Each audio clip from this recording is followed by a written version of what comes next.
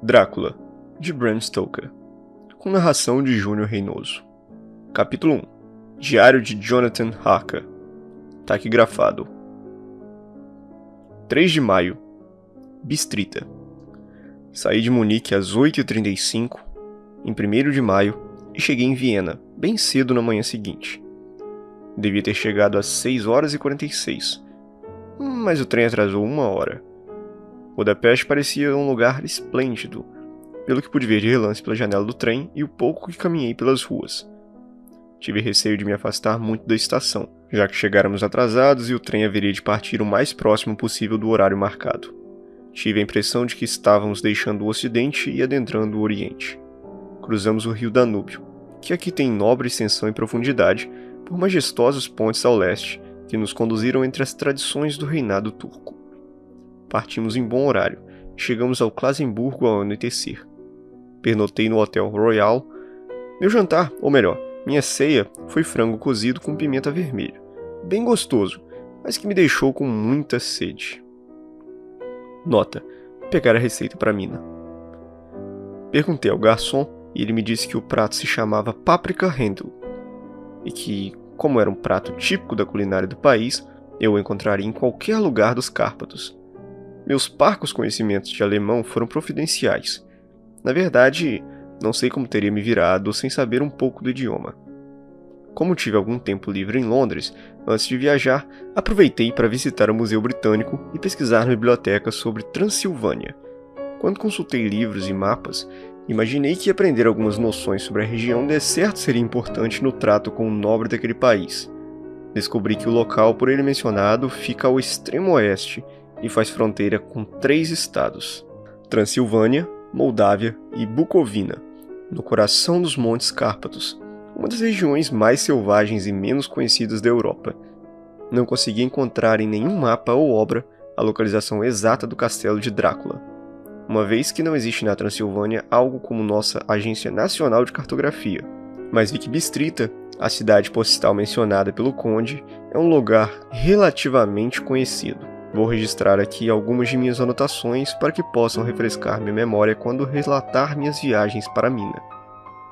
A população da Transilvânia é composta de 4 nacionalidades distintas: saxões no sul que, junto dos valáquios, são descendentes dos dacianos, os magiares ao oeste, e os sículos ao leste e ao norte. Estou indo rumo aos últimos, que afirmam ser descendentes de Átila e dos hunos, o que é bem possível, pois quando os magiares conquistaram o país no século XI, já encontraram os hunos lá instalados. Li que todas as superstições do mundo se concentram na região dos Cárpatos, como se ela fosse o núcleo de um vórtice imaginativo. Nesse caso, a minha estada promete ser bem interessante. Nota: perguntar ao conde sobre tudo isso.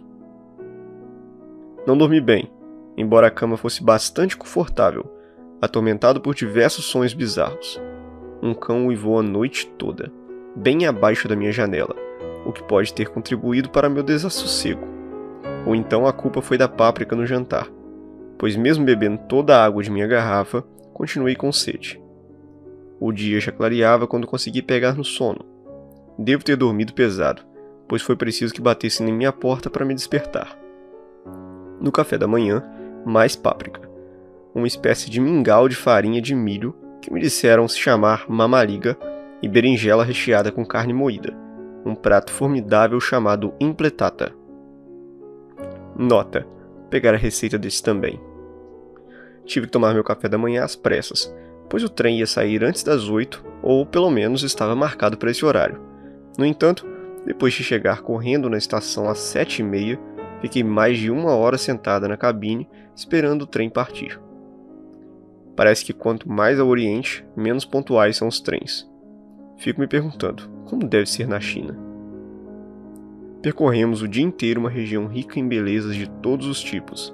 Às vezes passávamos por cidadelas e castelos no topo de íngremes colinas, como vemos em antigos missais. Em outras, rios e riachos que, a julgar pelas largas margens rochosas que os ladeavam, deviam estar sujeitos a grandes enchentes. É preciso muita água em um fluxo bem forte para inundar o entorno de um rio. A cada estação em que paramos, avistei grupos de pessoas às vezes numerosos, com todo tipo de vestimentas exóticas. Alguns eram parecidos com os camponeses ingleses, ou com os que vi quando passei por França e Alemanha, com casacos curtos, chapéus redondos e calças comuns. Outros, bastante pitorescos. As mulheres pareciam bonitas, mas só de longe. Eram muito mal feitas de corpo. Vestiam blusas brancas de manga de variados feitios, e a maioria usava cintos enormes com penduricalhos de tecido, como saias de balé, mas obviamente com anáguas por baixo. As figuras mais esquisitas que avistamos foram os eslovacos, mais bárbaros que os demais, com grandes chapéus de cowboy, largas calças brancas encardidas, blusas brancas de linho e imensos cintos de couro que mediam quase 20 centímetros, cravejados de taxas de bronze. Calçavam botas altas por cima das calças e tinham cabelos compridos e fartos bigodes negros. Eram muito pitorescos, mas pouco atraentes. Em uma peça teatral, seriam imediatamente identificados como a velha corja de bandidos orientais. No entanto, segundo me disseram, são inofensivos e desprovidos de empáfia. O crepúsculo já se convertia em noite escura quando chegamos em Bistrita, uma cidade bem interessante, localizado praticamente na fronteira, pois o desfiladeiro Borgo a conecta com Bucovina. Teve existência bastante tempestuosa, que deixou nela as suas marcas. Há 50 anos, foi acometida por uma série de incêndios que provocaram terríveis destruições em 5 ocasiões diferentes. Bem no início do século XVII, sofreu cerco de 3 semanas, o que custou a vida de 13.000 cidadãos, somando-se fome e doença às vítimas de guerra. O conde Drácula me indicara o hotel Golden Crown, que, para minha felicidade, era bastante tradicional, ideal para quem, como eu, quer conhecer ao máximo os costumes locais. Deviam estar à minha espera, pois mal cruzei a soleira da porta, fui recebido por uma efusiva senhora de idade que trajava vestido tradicional de camponesa, branco e coberto por um colorido avental duplo comprido, na frente e atrás, tão justo que desafiava a modéstia. Quando me aproximei, a cumprimentei com reverência, logo perguntou: "O Herr inglês?" Sim, respondi. Jonathan Harker. Ela sorriu e deu alguma instrução para o senhor da camisa branca com manga comprida que a seguira até a porta. Ele se afastou, mas logo regressou com uma carta. "Meu amigo, bem-vindo aos Cárpatos. Eu o aguardo ansiosamente. Durma bem hoje à noite. Amanhã, às 3, a diligência partirá rumo a Bucovina. O seu lugar já está reservado. No desfiladeiro Borgo, minha carruagem estará à sua espera, para trazê-lo até a mim. Espero que sua viagem de Londres tenha sido agradável e que você aproveite sua estada em meu belo país. Seu amigo, Drácula." 4 de maio. Soube que meu anfitrião recebeu a carta do conde, que o instruiu a reservar o melhor lugar da diligência para mim. Quando tentei apurar mais detalhes, porém, se mostrou um tanto reticente e fingiu não compreender meu alemão. Não me convenceu, pois até o momento o entendia perfeitamente.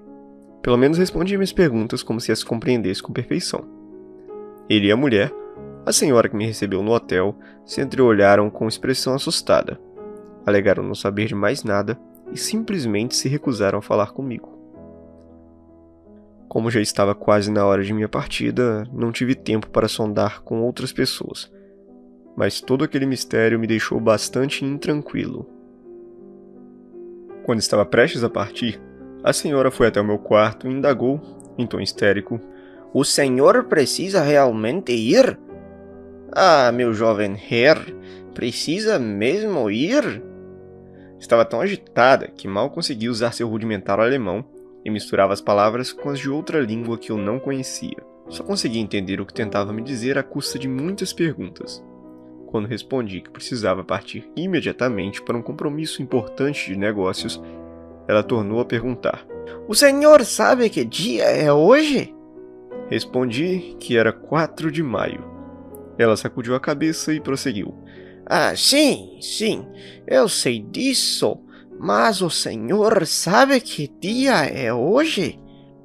Quando disse que não estava entendendo, retrucou: "É véspera do dia de São Jorge.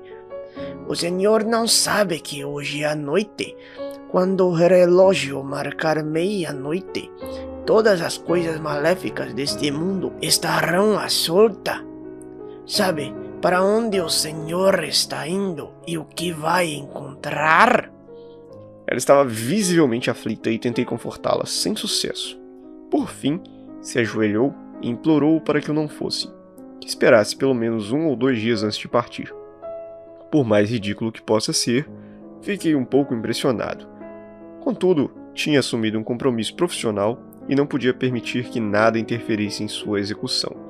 Tentei ajudá-la a se levantar e disse, com o máximo de seriedade, que agradecia muito, mas que meu compromisso era inadiável e precisava partir o quanto antes.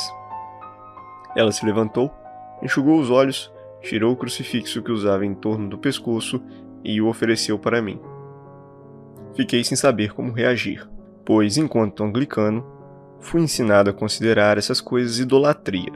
Não obstante, me pareceu indelicado recusar a oferta bem-intencionada de uma senhora idosa tão aflita. Acho que ela notou minha hesitação, pois pendurou o terço em volta do meu pescoço e disse: Faça isso por sua mãe. Antes de sair do quarto, escreva este trecho do diário enquanto espera a carruagem que está, é claro, atrasada. Continuo usando o crucifixo. Não sei dizer se foi o pânico da senhora, as inúmeras superstições fantasmagóricas deste lugar, ou o crucifixo em si. Só sei que não estou nem um pouco tranquilo como gostaria de estar. Se essas anotações alcançarem Minas de mim, deixo aqui o meu adeus. Eis a carruagem.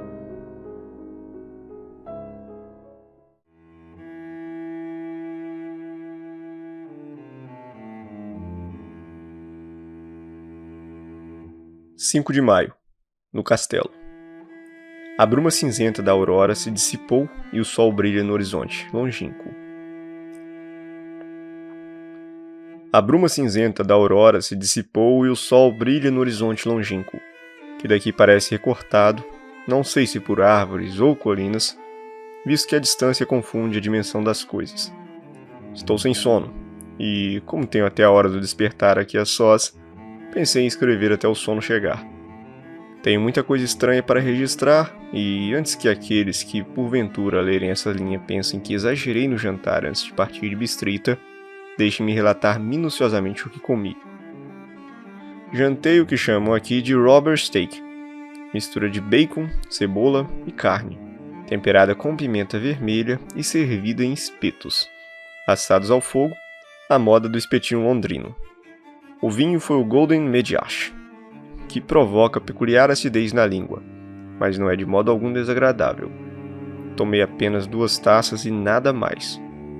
Quando cheguei na carruagem, o condutor ainda estava do lado de fora e conversava com minha idosa anfitriã. Ficou evidente que falavam de mim, pois volta e meia olhavam na minha direção. E algumas pessoas sentadas no banco do lado de fora se aproximaram deles, ouviram a conversa e depois me olharam com compaixão. Pude distinguir várias palavras, repetidas com frequência, mas que me eram incompreendíveis, uma vez que havia várias nacionalidades no grupo. Discretamente, puxei meu dicionário poliglota da bolsa e verifiquei os significados.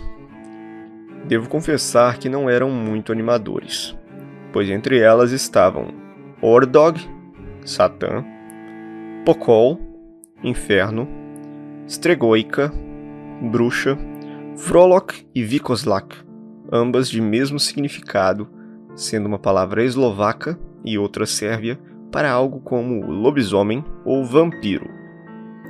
Nota: preciso perguntar ao conde sobre tais superstições. Quando partimos, a multidão que se reunira na porta do hotel, que àquelas alturas aumentara substancialmente, se persignou e apontou 2 dedos em minha direção. Com certa dificuldade, consegui que um passageiro me explicasse do que se tratava o gesto. De início não quis responder, mas, ao descobrir que eu era inglês, explicou que era um gesto de proteção contra mal olhado. Aquilo não me caiu muito bem, visto que estava prestes a partir para o lugar desconhecido, encontrar um estranho. Mas todos pareceram tão gentis, tão penalizados e simpáticos que não pude deixar de me comover com tais preocupações. Jamais esquecerei meu último relance do pátio da hospedagem e do volumoso grupo de figuras exóticas que lá se ajuntou. Todos se benzendo ao longo do amplo arco do pórtico, com a rica folhagem de oleandros e laranjeiras em verdes vasos amontoados no centro do pátio.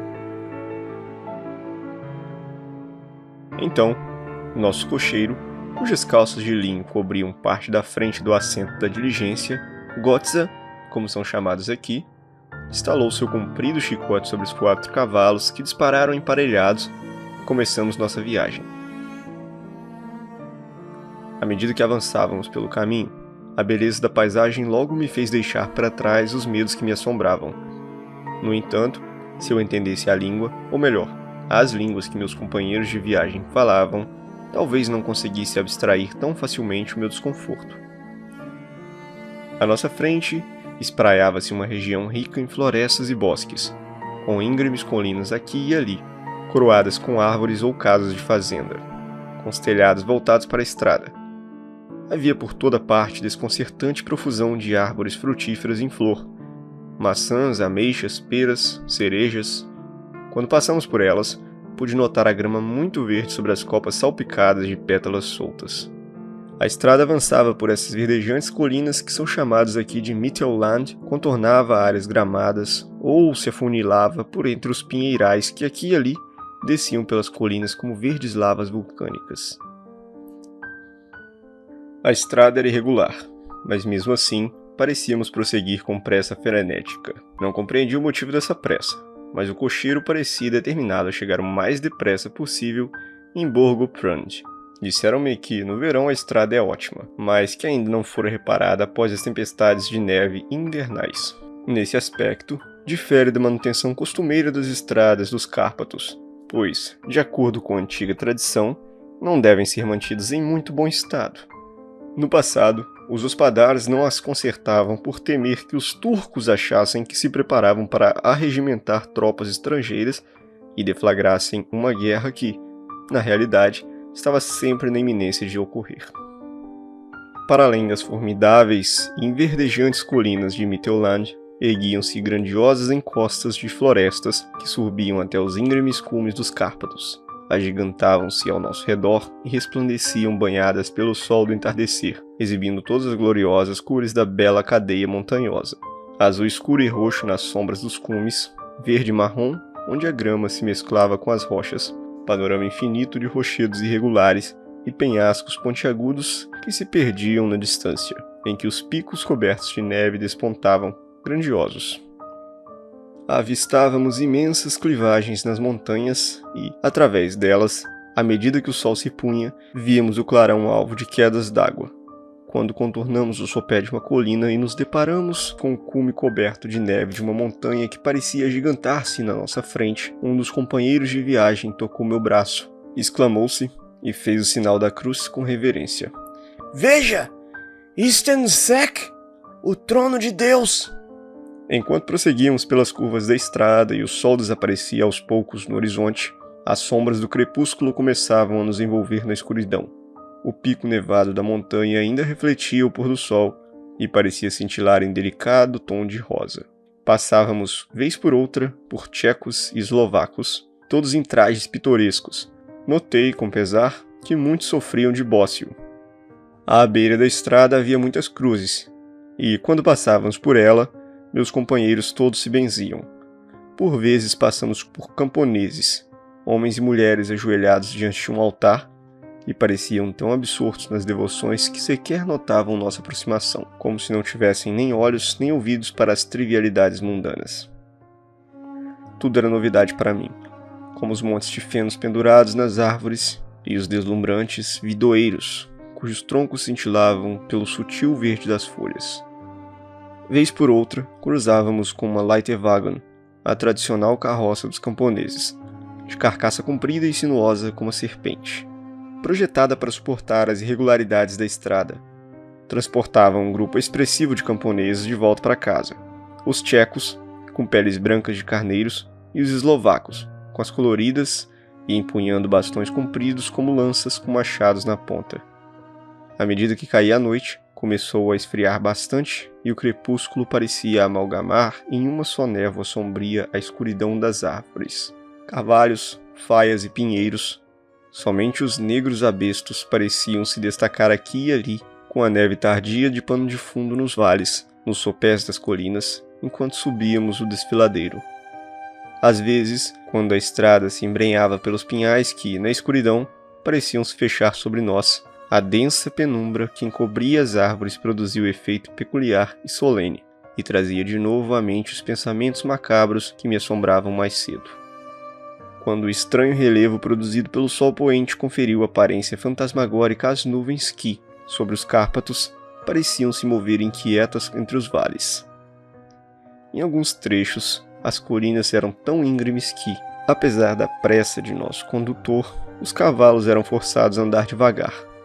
Quis descer e caminhar ao lado dos animais, como costumamos fazer na Inglaterra, mas o cocheiro não permitiu. Não, não, Disse. o senhor não deve caminhar por aqui. Os cães são muito ferozes. E acrescentou, com evidente instinto de macabra pilhéria, pois lançou um olhar para os demais passageiros, buscando sorriso de aprovação. Ademais, já basta aquilo com que o senhor terá que lidar antes de dormir hoje à noite. Assim, a única parada que se permitiria fazer foi para rapidamente acender a lamparina. Quando a noite caiu, houve comoção entre os passageiros, que se dirigiam ao cocheiro, um após o outro, como se o exortassem a avançar ainda mais depressa. Ele açoitou os cavalos sem dó, com seu comprido chicote, e os instigou aos gritos ferozes a redobrar os esforços. Então, a despeito da escuridão, divisei uma nesga cinzenta de luz adiante, como se houvesse uma fenda nas colinas. Os passageiros ficaram ainda mais agitados. A frenética diligência se sacudia sob suas molas de couro e balançava como um barco à deriva no mar tempestuoso. Precisei me segurar. A estrada ficou mais plana e tive a impressão de que voávamos. As montanhas pareciam mais e mais próximas ao redor, como se pairassem sobre nós, ameaçadoras. Estávamos entrando no desfiladeiro Borgo.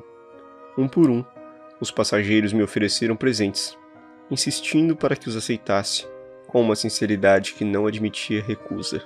Eram presentes estranhos e variados, mas cada um me foi dado de boa fé, acompanhado de uma palavra gentil, uma bênção e aquela curiosa mistura de gestos amedrontados que eu vira no pátio do hotel em Bistrita. O sinal da cruz e o gesto contra o mal-olhado.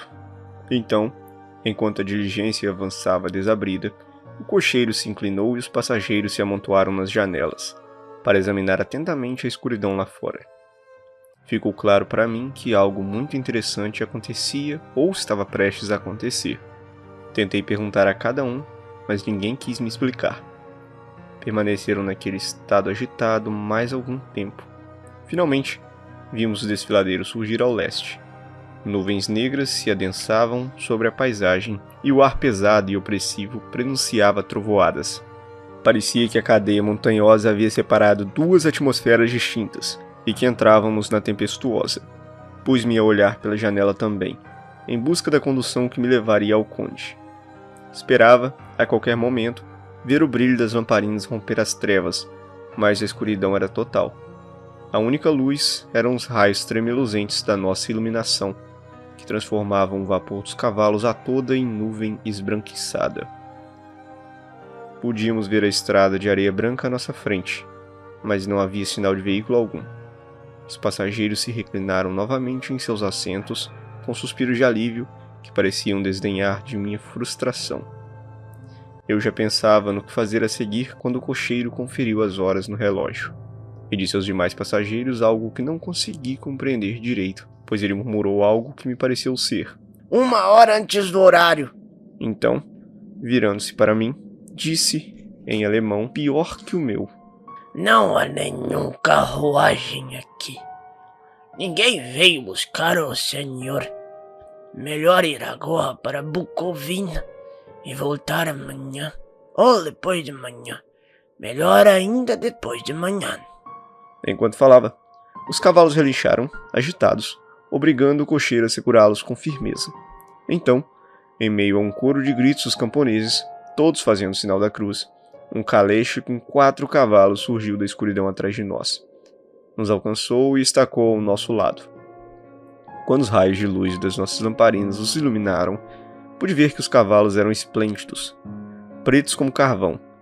Eram conduzidos por um homem alto, de barba comprida castanha e grande chapéu preto que parecia esconder seu rosto. Pude apenas distinguir de relance o fulgor de seus olhos brilhantes, que pareciam vermelhos à luz das lamparinas. Quando se virou em nossa direção e disse ao cocheiro: Chegou cedo hoje, meu amigo. O Herr inglês estava com pressa. Respondeu, a voz trêmula. O estranho retrucou: Então foi por isso. Suponho que você queira que ele fosse para Bucovina. Você não pode me enganar, meu amigo. Eu sei de tudo e meus cavalos são velozes. Enquanto falava, sorriu e a luz iluminou sua boca. A aparência era cruel, com lábios escarlates e dentes pontiagudos, brancos como marfim. Um dos meus companheiros sussurrou para o outro um verso de Lenore de Burger. Den die Toten reiten schnell, pois todos os mortos viajam depressa. O misterioso cocheiro de certo ouviu as palavras, pois ergueu os olhos com um sorriso reluzente. O passageiro desviou o rosto, fazendo o sinal da cruz. Passe-me a bagagem do Herr, disse o cocheiro, e com célebre presteza minhas malas foram removidas da diligência e acomodadas na caleche. Desci e, como os veículos estavam emparelhados bem próximos, o cocheiro me auxiliou na passagem de um transporte para o outro, segurando meu braço com tamanha firmeza, parecia ter mãos de aço. Devia ter força prodigiosa. Sem uma palavra, sacudiu as rédeas, os cavalos viraram e adentramos a escuridão do desfiladeiro. Olhando para trás, vi o vapor dos animais à luz das lamparinas e as silhuetas dos meus companheiros de viagem, todos se benzendo. O cocheiro estalou o chicote e vociferou um comando aos cavalos, que partiram a toda, rumo a Bucovina. Ao mergulhar no breu que nos circundava, senti um calafrio estranho e fui tomado por súbita solidão. O cocheiro colocou uma capa em minhas costas e uma manta sobre meus joelhos, e disse, em excelente alemão: A noite está fria, mein Herr, e meu patrão, o conde, pediu que cuidasse bem do senhor. Há uma garrafa de Slivovitz, tradicional aguardente de ameixa da região, sob seu assento, caso deseje beber. Não bebi, mas foi pelo menos um conforto saber que estava ali. Ainda me senti um pouco estranho, e o medo não era pouco. Acho que teria preferido qualquer alternativa a prosseguir naquela misteriosa jornada noturna. A carruagem seguiu o ritmo acelerado em linha reta, depois deu volta completa e voltou à linha reta. Tive a impressão de que dávamos voltas no mesmo lugar. Reparei um ponto de referência e descobri que estava correto. Quis perguntar o motivo do cocheiro, mas tive medo, pois nas circunstâncias em que me encontrava, de nada adiantaria reclamar se ele estivesse atrasando a viagem de propósito. Por fim, como estava curioso para saber quanto tempo tinha se passado, acendi um fósforo e, com a luz da chama, conferi meu relógio. Faltavam poucos minutos para meia-noite. Aquilo me alarmou, pois as experiências recentes intensificaram em minha mente as superstições sobre o horário. Aguardei com nauseante sensação de suspense. Ouvi uivos de cão vindos de uma casa no fim da estrada. Som prolongado e agonizante, como se fosse de medo. O uivo foi respondido por outro cão, depois mais outro e um terceiro, até que, carregada pelo vento que soprava suavemente pelo desfiladeiro, a sinfonia de uivos desenfreados preencheu a noite sombria, vindos de todos os cantos da região, até onde a imaginação podia alcançar. Ao primeiro uivo, os cavalos se retesaram e ergueram as patas dianteiras no ar, mas o cocheiro se dirigiu a eles para acalmá-los e, de fato, sossegaram, porém, iam trêmulos e suados, como se tivessem escapado após um terrível susto. Então, à distância, das montanhas que nos ladeavam, ouvimos uivos mais vigorosos e cortantes. Lobos. O som afetou os cavalos e a mim da mesma maneira. Tive ímpetos de pular da caleche e sair correndo ao passo que os animais empinaram novamente e se projetaram para a frente, o que fez o cocheiro usar de toda sua considerável força para impedir que disparassem um galope desenfreado. Após alguns minutos, porém, meus ouvidos se acostumaram ao som e, com os cavalos mais calmos, o cocheiro pôde descer e parar diante deles. Ele os acariciou, tranquilizou e sussurrou algo em seus ouvidos, como já ouvi dizer que fazem os adestradores. O efeito foi extraordinário. Com as carícias, tornaram-se dóceis novamente, embora ainda tremessem. O cocheiro retornou ao assento, sacudiu as rédeas e partimos a toda velocidade. Dessa vez, após alcançar a extremidade do desfiladeiro, de repente dobrou em uma estrada estreita à direita. Logo nos vimos cercados por árvores que, em alguns trechos do caminho, inclinavam os galhos sobre a estrada, o que dava a impressão de estarmos em um túnel. Penhascos sisudos nos circundavam, maciços. Embora protegidos, podíamos ouvir o vento gemer e sibilar pelos rochedos, agitando os galhos das árvores.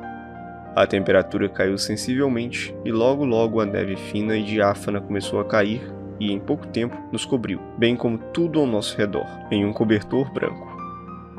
O vento gelado ainda carregava no ar os uivos dos cães, embora o som se dissipasse conforme avançávamos. Já o dos lobos parecia cada vez mais perto, como se nos cercassem. Fui ficando cada vez mais apavorado, e os cavalos compartilhavam meu temor. O cocheiro, contudo, não parecia nem um pouco perturbado. Ele meneava a cabeça para a esquerda e para a direita, mas eu não consegui distinguir nada na escuridão. De repente, vislumbrei uma chama azul tremeluzente à esquerda. O cocheiro a viu ao mesmo tempo que eu. Freou os cavalos imediatamente, saltou da caleche e desapareceu nas trevas. Fiquei sem saber o que fazer, mas desorientado ainda ao constatar que o uivo dos lobos parecia cada vez mais perto. Porém, enquanto tentava compreender o que estava acontecendo, o cocheiro reapareceu e, sem dizer palavra, retomou seu lugar e prosseguimos a viagem. Acho que devo ter adormecido e revivido o incidente em sonho, pois pareceu se repetir indefinidamente. E, olhando em retrospecto, parece-me um pesadelo tenebroso. Em uma das ocasiões, a chama surgiu tão próxima da estrada que, mesmo no breu que nos envolvia, pude distinguir os movimentos do cocheiro. Avançou rapidamente até o local onde a chama azul crepitava. Devia estar bem fraca, pois não parecia iluminar a área ao seu redor. Juntou algumas pedras e as dispôs em um tipo de arranjo. Em outra ocasião, surgiu uma peculiar ilusão de ótica. Quando parou entre mim e a chama, não a obstruiu, pois podia vê-la como se ele não tivesse na frente. Fiquei alarmado, mas, como o efeito foi apenas momentâneo, julguei que meus olhos me pregavam uma peça. Depois a chama desapareceu e seguimos velozes pela escuridão. Os lobos uivando ao redor, como se nos seguissem em um círculo ambulante. Por fim, em uma das ocasiões, o cocheiro se afastou mais do que das vezes anteriores, e, durante sua ausência, os cavalos começaram a tremer mais do que antes, bufando e relixando de medo.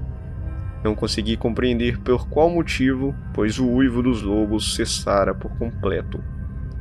Foi então que a lua, sangrando entre as pretas nuvens, despontou por trás do cume irregular do penhasco, repleto de pinheiros e, à luz do luar, vi ao nosso redor um círculo de robustos lobos, com línguas vermelhas que pendiam entre dentes muito brancos e pelagem emaranhada. Em silêncio noturno, eram 100 vezes mais assustadores do que uivando. Fiquei paralisado de medo.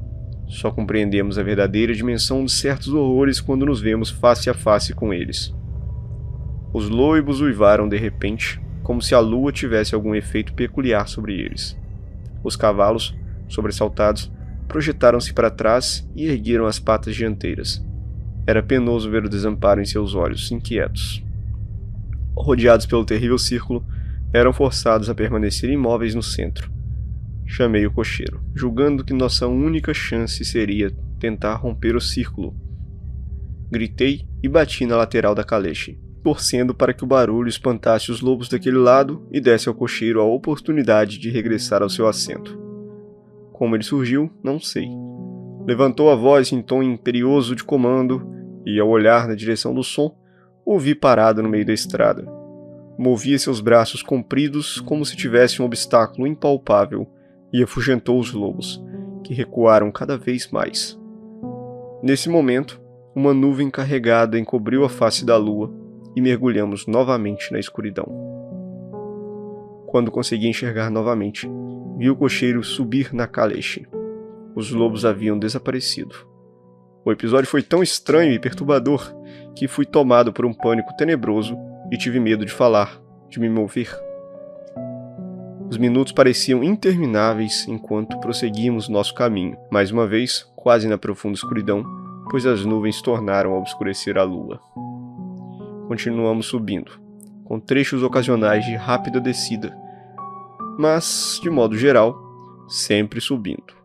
De repente, percebi que o cocheiro refreou os cavalos no pátio de um imenso castelo em ruínas, com altas janelas negras que não emitiam nenhum raio de luz e cujas ameias danificadas formavam uma silhueta irregular contra o céu.